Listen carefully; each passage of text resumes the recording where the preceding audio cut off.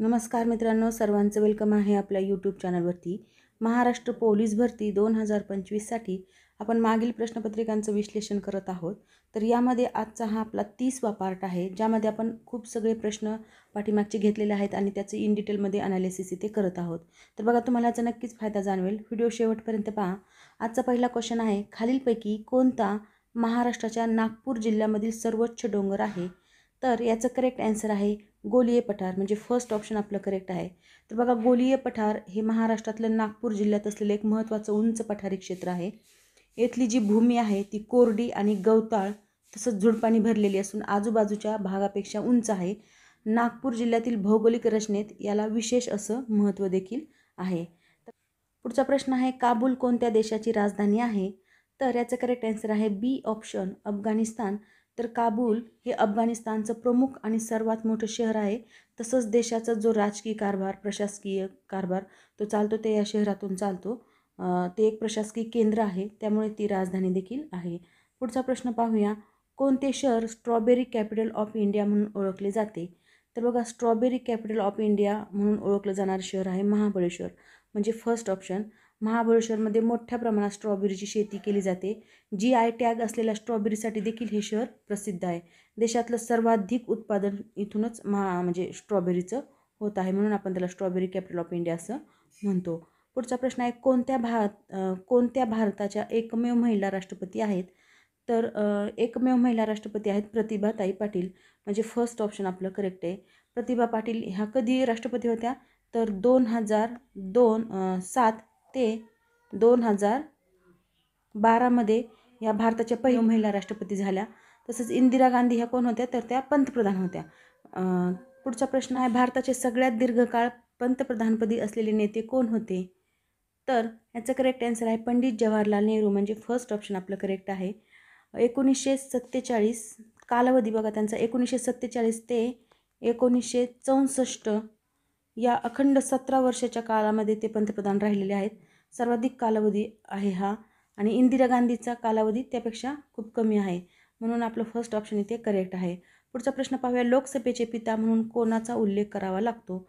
तर लोकसभेचे पिता म्हणून मावळणकर यांचा उल्लेख करावा लागतो। डी ऑप्शन आपलं करेक्ट आहे। गणपतराव मावळणकर हे स्वतंत्र भारताचे पहिले लोकसभा अध्यक्ष होते। त्यांच्या कार्यकुशलतेमुळे त्यांना फादर ऑफ लोकसभा असं पण म्हणतात। पुढचा प्रश्न पाहूया, भारतीय संविधानाचा कोणता अनुच्छेद प्राथमिक शिक्षणाचा अधिकार प्रदान करतो? तर बघा, प्राथमिक शिक्षणाचा अधिकार आर्टिकल 21A मध्ये प्रदान करण्यात आलेला आहे, आणि घटनादुरुस्ती आहे 86वी घटनादुरुस्ती द्वारे अनुच्छेद म्हणजेच आर्टिकल 21A समाविष्ट करण्यात आलेला आहे, आणि यामध्ये सांगितलेलं आहे 6 ते 14 वर्ष वयोगटातील मुलांसाठी मोफत आणि सक्तीचे शिक्षणाचा अधिकार यात समाविष्ट केलेला आहे। तसंच पुढचा प्रश्न पाहूया, भारताचा राष्ट्रीय जलचर प्राणी कोणता आहे? तर भारताचा राष्ट्रीय जलचर प्राणी आहे डॉल्फिन, पण कोणता? तर रिव्हर डॉल्फिन, म्हणजे नदीतला डॉल्फिन जो आहे। तर बघा, गंगा नदीमध्ये रिव्हर डॉल्फिनचं प्रमाण जास्त आहे, आणि ही गंगेत आढळणारी गंगा रिव्हर डॉल्फिन असं नाव आहे। मग भारताचा राष्ट्रीय जलीय प्राणी म्हणून तो फेमस पण आहे।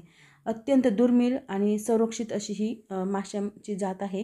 व्हेल किंवा मगर राष्ट्रीय प्रतीक नाहीत, तर आपला रिव्हर डॉल्फिन हा राष्ट्रीय प्रतीक आहे। पुढचा प्रश्न पाहूया, रत्नागिरी कोणत्या महसूल विभागाअंतर्गत येते?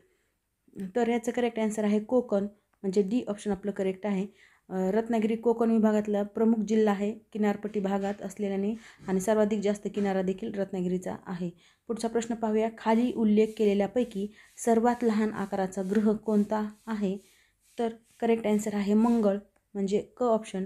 तर दिलेल्या पर्यायामध्ये विचारलेलं असल्यामुळे मंगळाचा व्यास सर्वात कमी आहे। शनी व युरेनस हे विक्षेपित विशाल ग्रह आहेत। पृथ्वी मंगळापेक्षा मोठी आहे, पण हे कसे तर मोठे आहेत। पुढचा प्रश्न पाहूया, नाशिक शहर खालीलपैकी कोणत्या नदीकाठी बसलेलं आहे? तर बघा, याचं करेक्ट आन्सर आहे गोदावरी नदीकाठी बसलेलं आहे नाशिक शहर। त्र्यंबकेश्वर जवळ या नदीचा उगम होतो। कोणत्या? गोदावरी नदीचा उगम होतो त्र्यंबकेश्वर येथे, जी नाशिक शहराला लागूनच वाहते, किंवा नाशिक शहराच्या मधातूनच वाहते। दक्षिण भारतातली ही नदी कशी पवित्र नदी, तिला दक्षिण गंगा पण म्हणून ओळखलं जातं। पुढचा प्रश्न पाहूया, भारतातील बुलेट ट्रेन प्रकल्प हा कोणत्या देशाच्या सहयोगाने विकसित केला आहे? तर करेक्ट आन्सर आहे जपान, म्हणजे बी ऑप्शन। तर मुंबई अहमदाबाद हायस्पीड रेल प्रकल्पासाठी जपान तंत्रज्ञान आणि आर्थिक मदत करत आहे. आणि तसंच त्यांच्या शिकानसेन तंत्रज्ञानाचा वापर यामध्ये केलेला आहे. अशा प्रकारे जपान आपलं करेक्ट आन्सर आहे. पुढचा प्रश्न पाहूया. महाराष्ट्रात किती आंतरराष्ट्रीय विमानतळ आहेत? तर महाराष्ट्रात आंतरराष्ट्रीय विमानतळ आहेत 3, म्हणजे क ऑप्शन आपलं बरोबर आहे. तर आंतरराष्ट्रीय विमानतळ कोणते 3 आहेत? तर बघा, एक आहे मुंबई, नंतर आहे पुणे आणि तिसरं आहे नागपूर. तर हे असे 3 आंतरराष्ट्रीय विमानतळ आहेत. मुंबई सर्वात मोठं आहे आणि नागपूर कार्गो केंद्रासाठी प्रसिद्ध आहे. पुढचा प्रश्न पाहूया. नागपूर कोणत्या फळासाठी प्रसिद्ध आहे? तर नागपूर शहर जे आहे संत्रीसाठी प्रसिद्ध आहे, म्हणजे सी ऑप्शन आपलं करेक्ट आहे. नागपूरला ऑरेंज सिटी म्हणून ओळखलं जातं, कारण इथली जी संत्री आहे ती देशभर निर्यात होते, तसंच फॉरेन कंट्रीमध्ये पण निर्यात होते.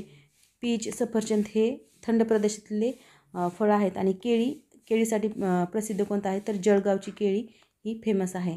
पुढचा प्रश्न पाहूया. विजेच्या दिव्यातील फिलामेंट डॅश डॅश ह्याची केलेली असते? तर बघा, विजेच्या दिव्यातली जी फिलामेंट असते ती टंगस्टनची बनलेली असते, म्हणजे डी ऑप्शन आपलं करेक्ट आहे. टंगस्टनचा उच्च वितळबिंदू असल्यामुळे तो तापवल्यावरही न वितळता चमकतो, म्हणून तो बल्बमध्ये वापरला जातो किंवा ट्यूबमध्ये वापरला जातो. तांबे किंवा ॲल्युमिनियमसाठी हे उपयुक्त नाही, किंवा तांबे किंवा ॲल्युमिनियम अशा प्रकारे यूज नाही केलं जात. पुढचा प्रश्न आहे. रेशीम किड्यामध्ये आढळणारा मस्कार्डिन हा रोग कशामुळे होतो?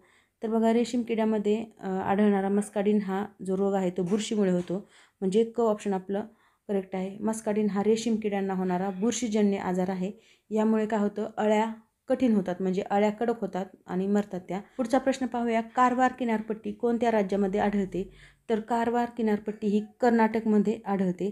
तर बघा, आपला जो इंडिया आहे, इंडियाचा जो अशा प्रकारे दक्षिण भाग आहे, तर इथे महाराष्ट्राला कोकण किनारा आहे, इकडे कर्नाटक, केरळ, इकडे तमिळनाडू आणि इकडे ओडिसा, हे जे असे किनारे आहेत त्यांना प्रत्येकाला वेगवेगळं नाव आहे. तर आपल्याला काय विचारले? कारवार किनारपट्टी जी आहे ती कर्नाटकला आहे, आणि केवरून के लक्षात ठेवायचं, कारवार कर्नाटक.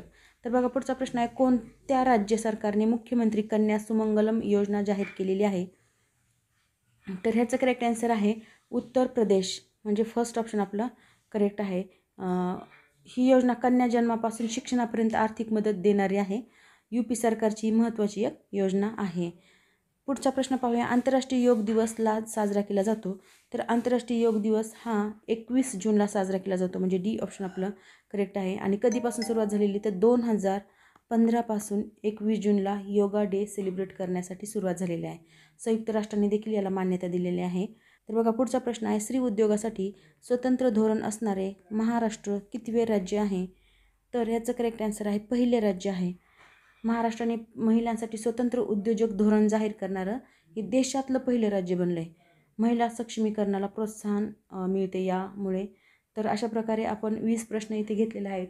व्हिडिओ कसा वाटला ते नक्की कमेंट बॉक्समध्ये कळवा, आणि अशाच प्रकारची माहितीपूर्ण व्हिडिओ पाहण्यासाठी जास्तीत जास्त लाईक देत चला. आणि तुम्हाला काही क्युरी वाटत असेल तर तुम्ही कमेंट बॉक्समध्ये तसं सांगू शकता. आणि बेल आयकॉनला जास्तीत जास्त प्रेस करा, जेणेकरून नवीन व्हिडिओची अपडेट तुमच्यापर्यंत पोहोचेल. आणि जर तुम्हाला याची PDF हवी असेल तर डिस्क्रिप्शन बॉक्समध्ये आपल्या टेलिग्राम चॅनलची लिंक दिलेली आहे, ती तुम्ही जॉईन करू शकता. त्यामध्ये तुम्हाला वेगवेगळी माहिती, तसंच पोलीस भरती संदर्भात असो किंवा कोणत्याही स्पर्धा परीक्षे संदर्भात असो, त्याच्यावरची माहिती तुम्हाला त्या टेलिग्राम चॅनलवर भेटून जाईल.